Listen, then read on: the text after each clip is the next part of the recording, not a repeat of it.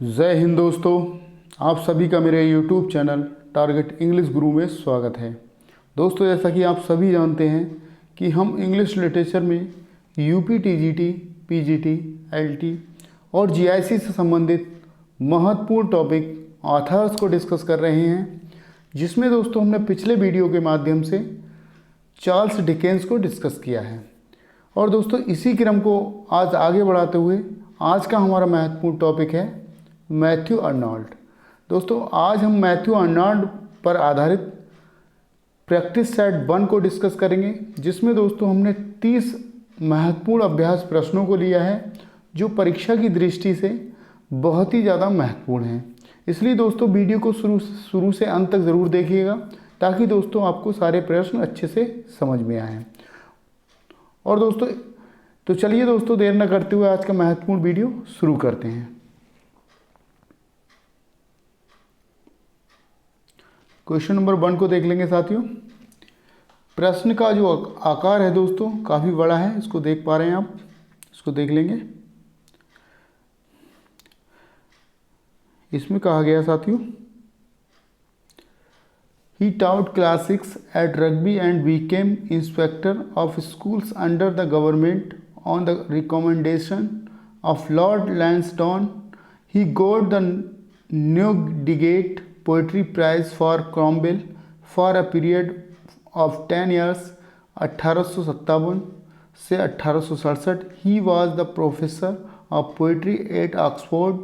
At Oxford, he delivered his famous lectures on translating Homer. Identify him. अर्थात दोस्तों उन्होंने rugby में class 6 पढ़ाया और लॉर्ड लैंसडाउन की सिफारिश पर सरकार के तहत स्कूलों के निरीक्षक बने।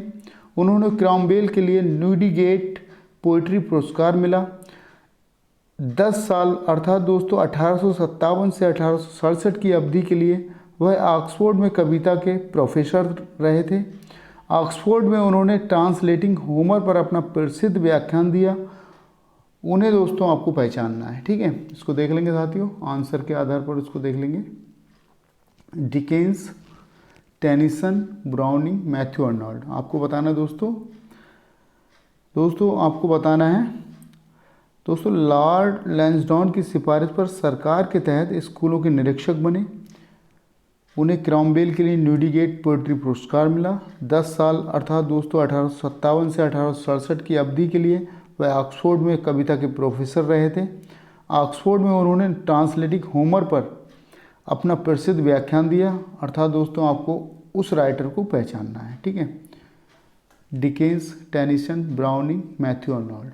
क्वेश्चन नंबर 1 को देख लेंगे साथियों। क्वेश्चन नंबर 1 का आंसर होगा दोस्तों D is the right answer, Matthew Arnold, ठीक है।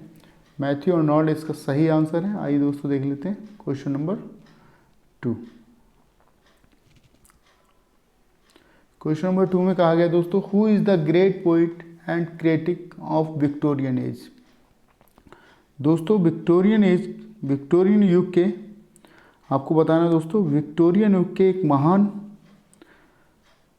कवि और आलोचक कौन है दोस्तों? Tennyson, Carlyle, Arnold, Browning. Question number 2 को देख लेंगे साथियों। इसका सही आंसर हो जाएगा दोस्तों विक्टोरियन एज के एक महान कवि दोस्तों हैं मैथ्यू अर्नोल्ड, ठीक है। इसको देख लेंगे साथियों। क्वेश्चन नंबर 3 की ओर चलेंगे। आइए दोस्तों, क्वेश्चन नंबर 3 में कह रहा है दोस्तों, Matthew Arnold was educated eight. अर्थात दोस्तों मैथ्यू अर्नोल्ड की शिक्षा यहाँ हुई थी। आपको बताना दोस्तों, रग्बी एंड ऑक्सफोर्ड में, रग्बी एंड कैम्ब्रिज में, रग्बी एंड कैलिफोर्निया में, नॉन ऑफ दीज। आपको बताना दोस्तों question number 3 rugby and Oxford.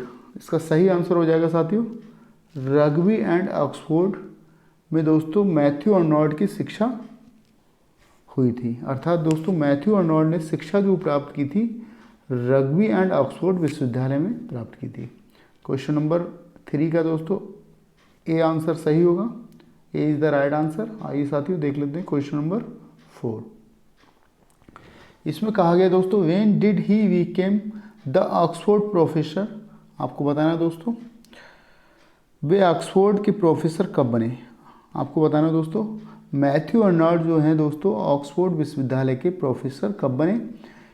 इन 1856। दोस्तों कह रहा है बी में, कह रहा है दोस्तों इन 18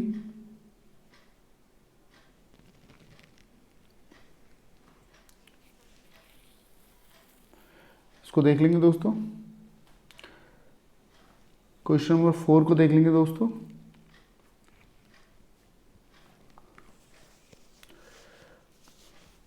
ए में कह रहा है दोस्तों 1856, बी में कह रहा है दोस्तों 1857, सी कह रहा है दोस्तों 1858, डी कह रहा है दोस्तों 1859। आइए दोस्तों देख लेते हैं क्वेश्चन नंबर 4।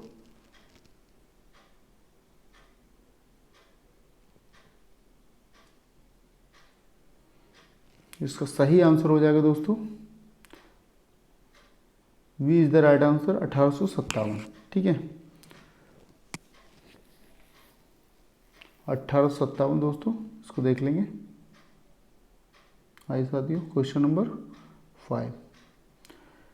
क्वेश्चन नंबर 5 में कहा गया दोस्तों, who recommends high seriousness and criticism of life. आपको बताना साथियों, Lamb, Chaucer, T S. Eliot, Arnold. Question number 5। Question number 5 को देख लेंगे साथियों। उच्च गंभीरता और आलोचना की सिफारिश कौन करता है?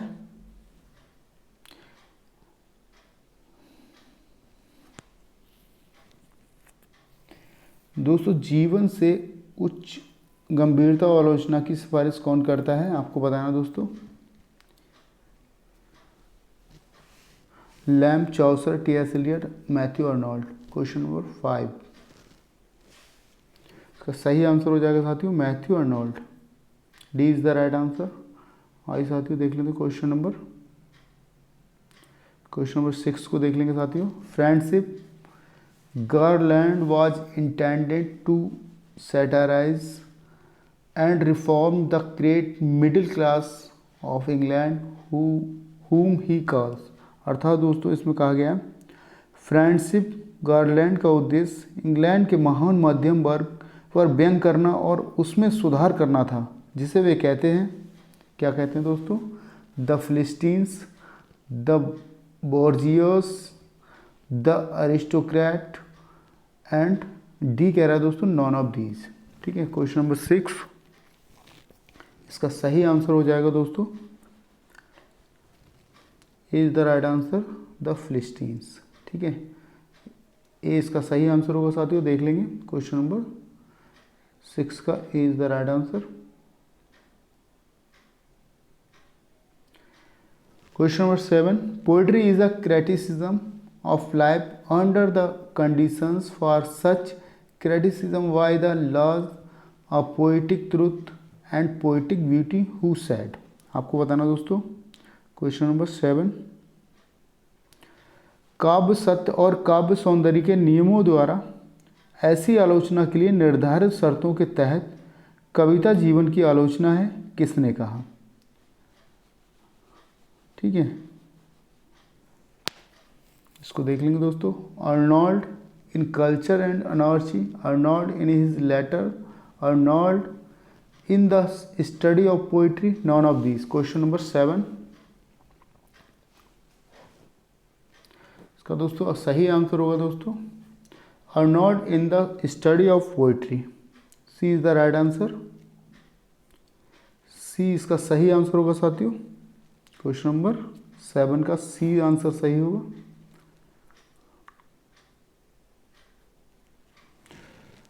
क्वेश्चन नंबर 8 को देख लेंगे साथियों।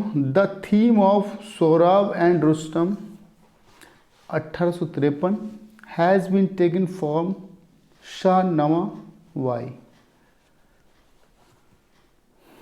दोस्तों इसको देख लेंगे। The theme of Sohrab and Rustam 1853 has been taken from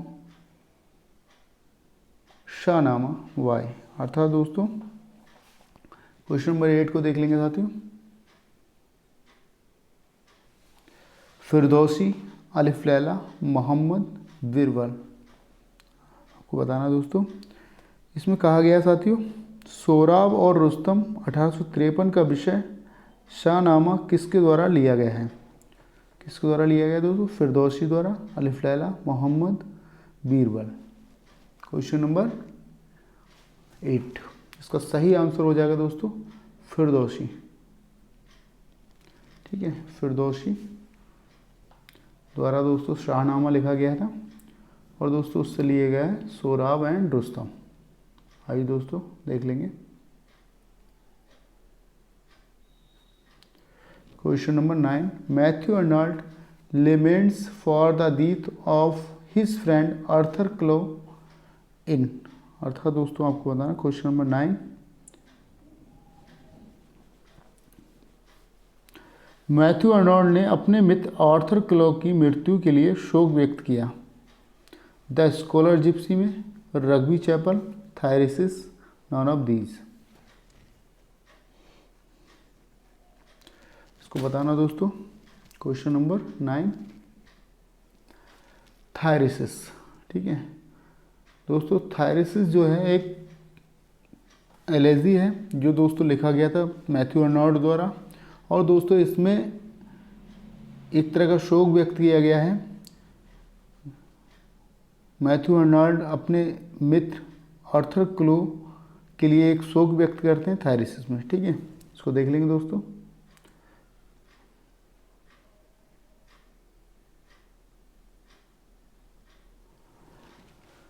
question number 10 को देख लेंगे साथियों। इसमें कहा गया है wandering between two birds, one dead the other powerless to be born with nowhere ye to rest my head like these on earth I wait forlorn where do these lines appear। अर्थात दोस्तों दो दुनियाओं के बीच भटकते हुए एक मरा हुआ दूसरा जन्म लेने के लिए शक्तिहीन मेरे सिर को आराम करने के लिए अभी तक कहीं नहीं है। इस तरह मैं पृथ्वी पर प्रतीक्षा करता हूँ, ये रेखाएं या ये पंक्तियाँ कहाँ दिखाई देती हैं। ठीक है, और नोट्स के दोस्तों stanzas for from the grand में, ग्रैंड चार्टर्यूस में, या दोस्तों बी में कह रहा है द स्कॉलर्स जिप्स में, सी में कह रहा है दोस्तों रग्बी चैपल में, या दोस्तों आप देख पा रहे हैं डी कह रहा है थायरिसिस में। आइए दोस्तों देख लेते हैं क्वेश्चन नंबर 10 को देख लेंगे साथियों। इसका सही आंसर हो जाएगा दोस्तों और नोट्स का दोस्तों स्टैंजास फ्रॉम द ग्रैंड चार्टर्यूस। ठीक है, चार्टर्यूस में दोस्तों इसको दिखाया गया है। आइए दोस्तों देख लेंगे। क्वेश्चन नंबर 11 की तरफ चलते हैं।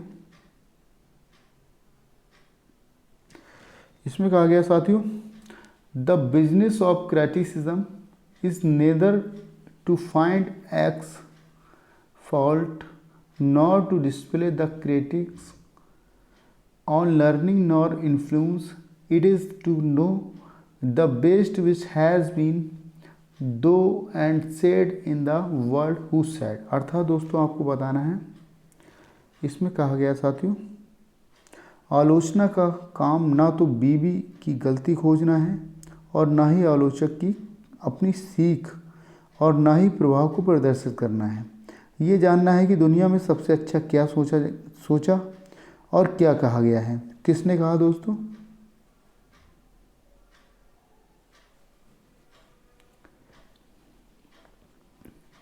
तो देख लेंगे साथियों।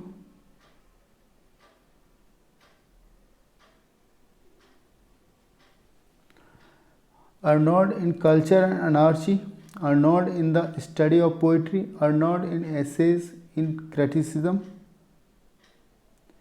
none of these। Question number 11, question number 11 दोस्तों अर्नॉल्ड ने इन एसेज इन क्रिटिसिज्म में दोस्तों ये कहा है, इसको देख लेंगे। C is the right answer. Question number 12, question number 12 को देख लेंगे। Which work of Arnold is a plea for liberality in religion. अर्थात दोस्तों आपको बताना है अर्नोल्ड का कौन सा कार्य किसमें उदारता की दलील है? जिसमें दोस्तों उदारता की दलील है आपको बताना है।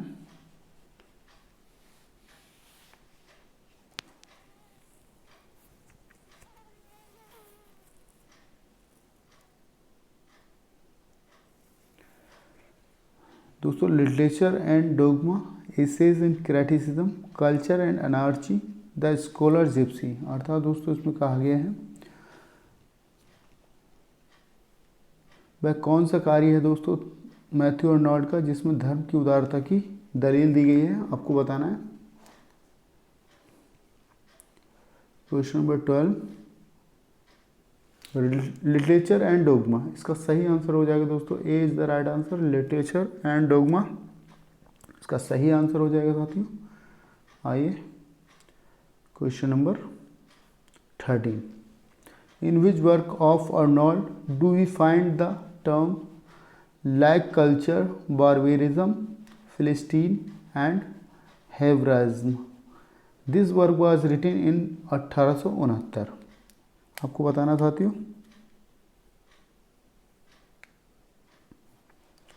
क्वेश्चन नंबर 13 को देख लेंगे। अर्नोल्ड के किस कार्य में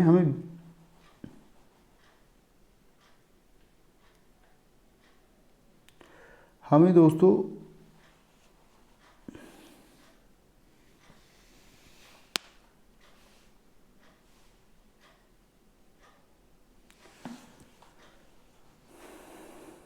जैसे शब्द मिलते हैं जैसे संस्कृति, वरवरता, पॉलिस्टी और हिब्रूवाद, ये काम दोस्तों 1869 में लिखा गया था।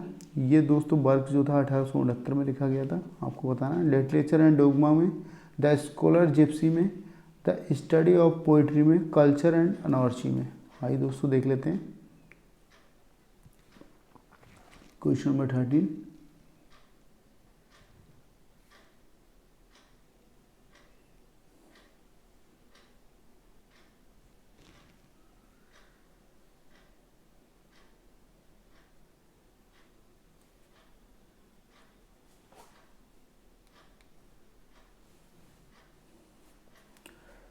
क्वेश्चन नंबर 13 इसका सही आंसर हो जाएगा दोस्तों कल्चर एंड अनार्ची। ठीक है, इसको देख लेंगे साथियों। D is the right answer. Question number 14, Y which term aristocratic classes are known? अर्थात दोस्तों अभिजात वर्ग को किस शब्द से जाना जाता है? Barbarian, philistines, bourgeoisie, none of these.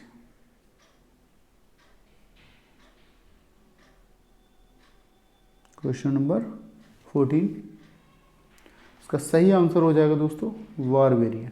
ठीक है दोस्तों, अरिस्टोक्रेटिक क्लासेस को बारबेरियन नाम से भी जाना जाता है। ठीक है, इसको देख लेंगे। अभिजात वर्ग की बात की गई है। क्वेश्चन नंबर 15 यहाँ कहा गया दोस्तों the term used by Arnold for the middle classes narrow minded and self satisfied is philistine, Hebraism, bourgeoisie, none of these. Question number 15 Arnold ने संकीर्ण सोच वाले और आत्मसंतुष्ट मध्यम वर्ग के लिए इस्तेमाल किया जाने वाला शब्द है। मैथ्यू अर्नोल्ड द्वारा दोस्तों इस्तेमाल किया जाने वाला शब्द है philistine, Hebraism, bourgeoisie, none of these. Question number 15 इसका सही आंसर हो जाएगा साथियों philistine is the right answer. आइए दोस्तों देख लेते हैं क्वेश्चन नंबर 16। यहाँ कहा गया दोस्तों the term used by Arnold for moral education is. साथियों आपको बताना है, आपको बताना साथियों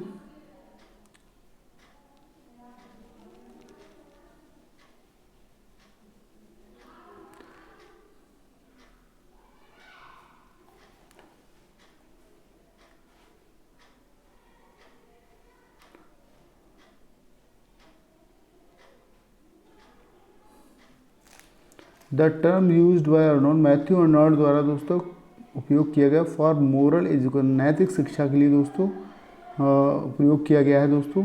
वह आप भी बताना। Philistine, bourgeoisie, Hebraism, none of these. Question number 16, इसका सही आंसर हो जाएगा दोस्तों हेब्राइज्म। ठीक है, C is the right answer. आइए साथियों देख लेते हैं क्वेश्चन नंबर 17। क्वेश्चन नंबर 17 को देख लेंगे साथियों।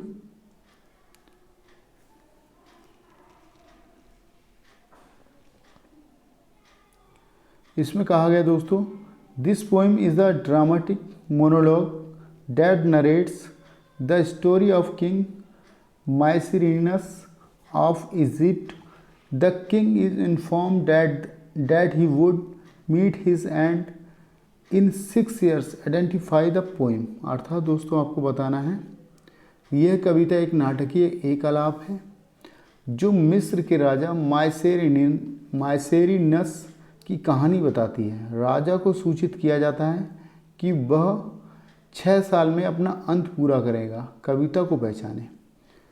माइसेरिनस दोस्तों ए में कह रहा है दोस्तों, Mycerinus the forecast, the doom, the scholar gipsy. Question number 17 दोस्तों इसका सही आंसर होगा माइसेरिनस। ठीक है, इसका सही आंसर हो जाएगा दोस्तों, A is the right answer, Mycerinus. Question number 18,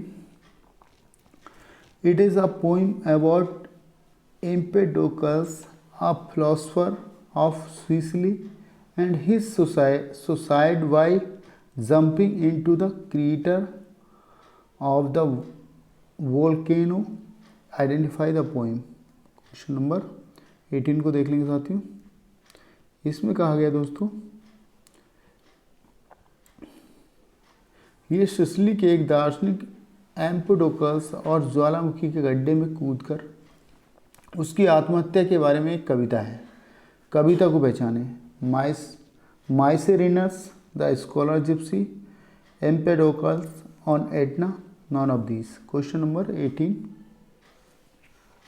इसका दोस्तों सी आंसर सही होगा, C is the right answer, Empedocles on Etna. ठीक है, C is the right answer. आइए साथियों देख लेते हैं क्वेश्चन नंबर 9। थायरिसिस इज, अर्थात दोस्तों थायरिसिस है, क्या है दोस्तों?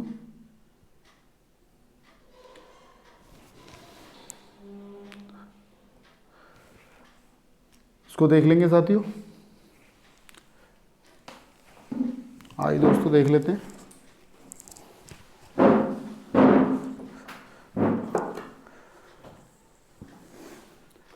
आइए दोस्तों, a lyric, a ballad, a pastoral elegy, none of these। Question number 19 को देख लेंगे साथियों। थायरिसिस है, इसको देख लेंगे। अ लिरिक है, अ बैलेड है, अ पास्टोरल एलेजी है, none of these. Question number 19 को देख लेंगे साथियों।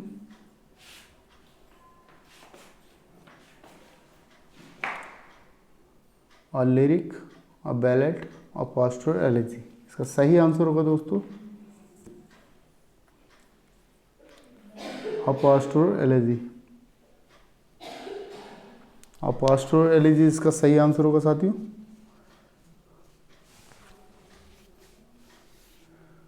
C is the right answer. Question number 20, which poem did Arnold write in the memory of his father doctor Thomas Arnold. इसको देख लेंगे साथियों।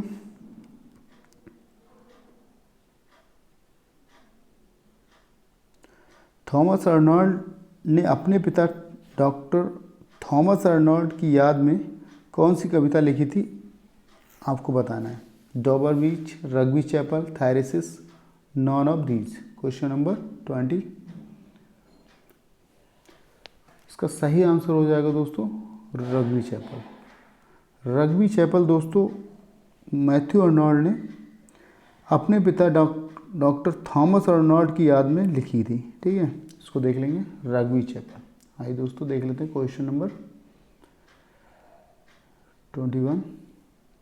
Question number 21, this poem narrates the adventures of an Oxford scholar who was tired of seeking advancement, joined the gypsies to learn the lower rooms in the world with them and still haunts the Oxford, the countryside. Identify the poem। अर्थात दोस्तों आपको बताना है question number 21।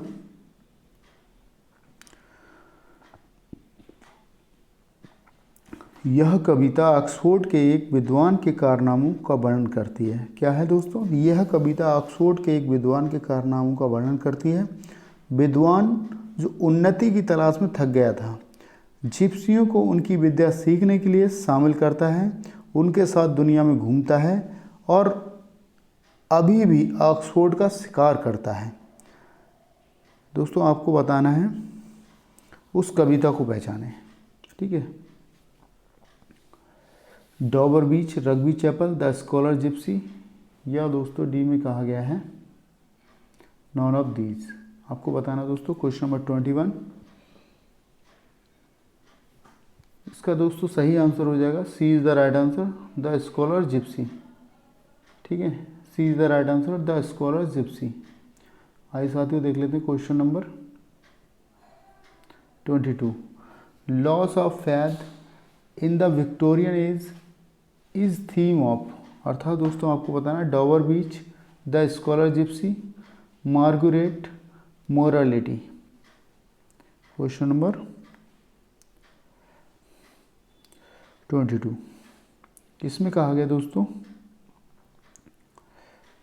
Victorian युग में विश्वास की हानि किसका विषय है।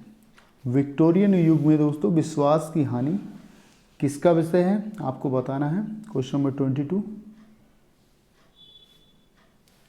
डॉबर बीच का, द स्कॉलर जिप्सी का, मार्गरेट का, मोरालिटी का। ठीक है, क्वेश्चन नंबर 22, इसका सही आंसर हो जाएगा दोस्तों डॉबर बीच। डॉबर बीच इज द राइट आंसर। आइए दोस्तों क्वेश्चन नंबर 23, इसमें कहा गया साथियों man did not make and can not main. इसमें कहा गया दोस्तों मैन डिड नॉट मेक, इसमें कहा गया साथियों man did not make and can not mar. This line appear in, अर्थात दोस्तों आपको बताना human life, the scholar gypsy, lines written in Kensington Gardens, none of these. Question number 23 को देख लेंगे। मनुष्य ने नहीं बनाया और विवाह नहीं कर सकता, ये रेखा प्रकट होती है दोस्तों, आपको बताना है human life, the scholar gypsy, lines written in Kensington Gardens, none of these. Question number 23, इसका सही आंसर हो जाएगा दोस्तों C is the right answer.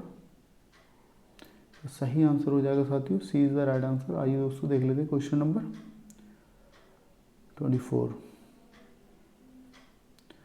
इसमें कहा गया दोस्तों others avoid our questions, thou art free, we ask and ask thou smilest, and art still out topping knowledge for the loftiest hill who to the stars uncrowns his majesty. These lines appear in, अर्थात दोस्तों आपको बताना है अन्य लोग हमारे प्रश्न का पालन करते हैं, आप स्वतंत्र हैं, हम पूछते हैं और पूछते हैं, आप मुस्कुराते हैं और कला अभी भी शीर्ष ज्ञान से बाहर है। सबसे ऊंचे पहाड़ के लिए कौन सितारों के लिए अपनी महिमा को झुकाता है।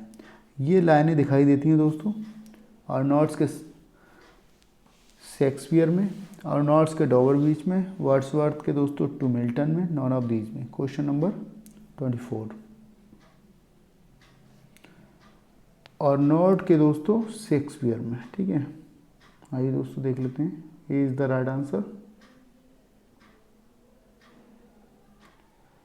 Question number 25, thou hadst one aim, one business, one desire, these lines appear in, अर्थात दोस्तों आपको बताना है question number 25, Dabur beach, morality, the scholar Gypsy, non of these. Question number 25,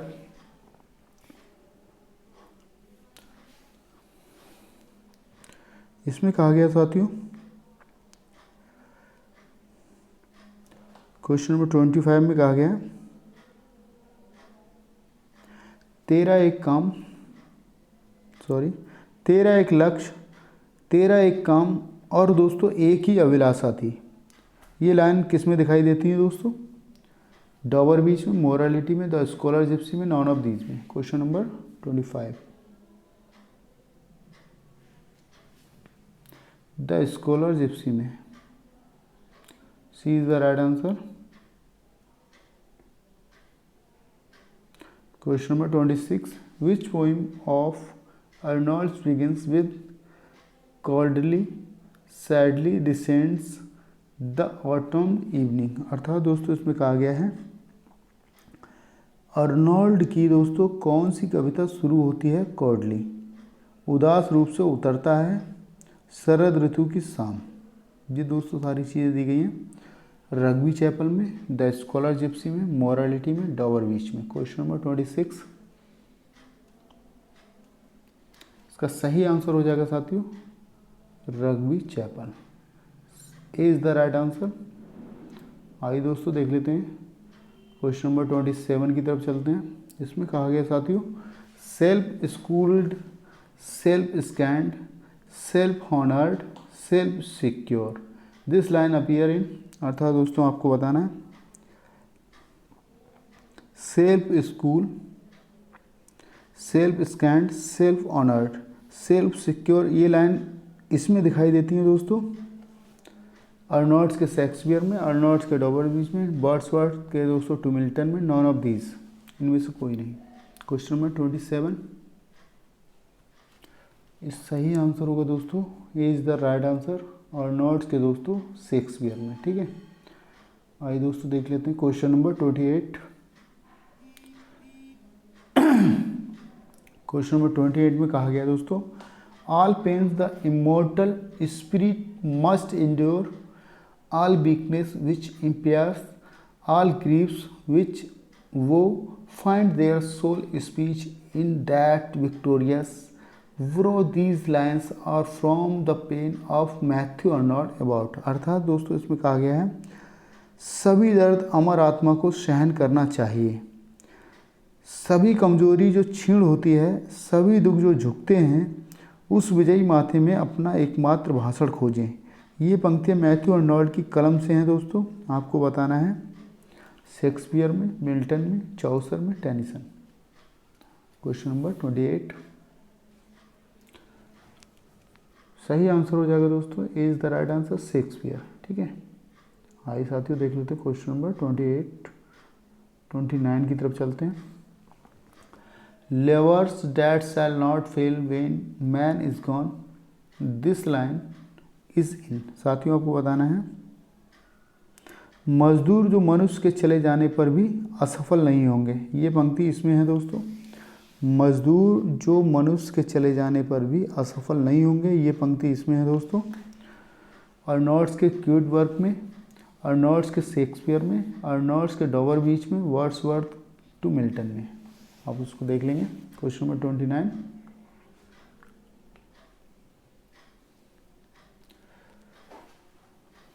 Arnold के दोस्तों क्यूट वर्क। ठीक है, इसमें कहा गया साथियों मजदूर जो मनुष्य के चले जाने पर भी असफल नहीं होंगे, ये पंक्तियां दोस्तों अर्नोल्ड के क्यूट वर्क में दी गई हैं। आइए दोस्तों देख लेते हैं question number 30, The end is everywhere, art still has truth, take refuge there, these lines are in, अर्थात दोस्तों द एंड इज एवरीवेयर, अंत जो है दोस्तों हर जगह है, आर्ट स्टिल हैज़ ट्रूथ, और दोस्तों जो कला है वह सत्य है, कला दोस्तों अभी भी सच्चाई है, और दोस्तों टेक रिफ्यूज देयर, वहीं शरण लो। ये पंक्तियाँ दोस्तों आपको बताना है कहाँ से ली गई हैं। अर्नोल्ड्स के शेक्सपियर से, अर्नोल्ड्स के डॉबरबीच से, अर्नोल्ड के मेमोरियल वर्सेस से, none of this. Question number 30। इसका सही आंसर हो जाएगा साथियों अर्नोल्ड्स के मेमोरियल वर्सेस से। ठीक है, C is the right answer. Okay दोस्तों, आज की वीडियो में बस इतना ही। वीडियो कैसा लगा दोस्तों ये कमेंट बॉक्स में ज़रूर बताएं। और दोस्तों अभी तक मेरे यूट्यूब चैनल को सब्सक्राइब नहीं किया है तो दोस्तों अभी सब्सक्राइब करें, टारगेट इंग्लिश गुरु पर। दोस्तों आपको हमेशा ही इस तरह के दोस्तों लाभकारी वीडियोस मिलते रहते हैं जो दोस्तों आपकी परीक्षा की दृष्टि से बहुत ही ज़्यादा महत्वपूर्ण है। मेरे यूट्यूब चैनल टारगेट इंग्लिश गुरु को दोस्तों अभी सब्सक्राइब करें। इसके साथ ही दोस्तों thanks for watching this video. Thank you so much. मिलते हैं नेक्स्ट वीडियो में, तब तक के लिए दोस्तों जय हिंद।